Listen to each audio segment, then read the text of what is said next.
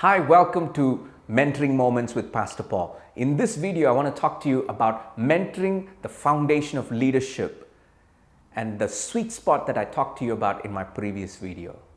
See, when there is status, stature, and substance present in a leader, and they are able to function in a place where all three are converging beautifully, there will be certain characteristics that will be present.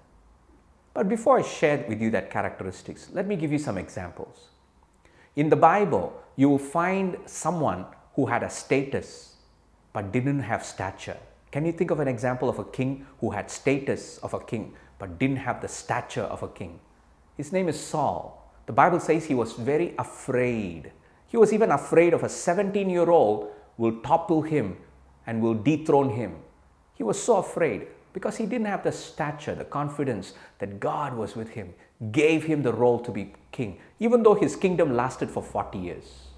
That's the truth. He had status, but no stature and no substance. On the contrary, there was another guy, Samson. Samson was given status. He also had stature. He was the prophet. He was the judge in Israel. He had the status. He had also the stature. He was able to fight 1,000 men with just one jawbone of a donkey. He had stature and status, but one thing he sadly didn't have is substance. He failed miserably in life and in leadership. There was another guy in the Bible, Absalom. The Bible says he had stature. That means he was handsome, he was a valiant man, he was a strong man. He was almost like a king. He didn't have status. Nobody gave him status, so he couldn't affect change. So he tried to grab it. Why? Because he didn't have substance. He tried to usurp his own father's throne.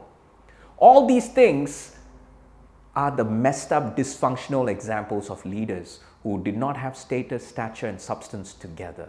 But when all three are there, there is a sweet spot that comes to in a person's life. You know what that will look like? It will look like this.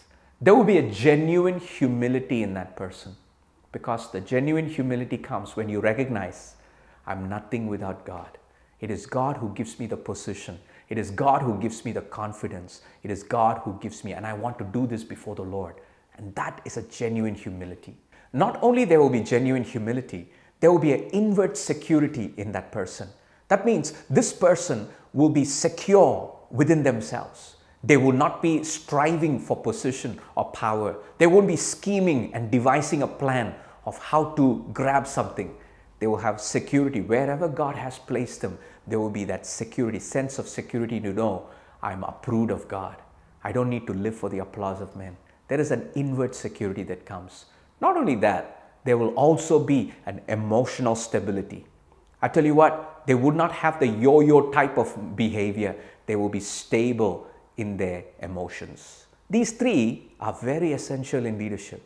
To humble, to walk in humility, to have a genuine estimate of yourself is important.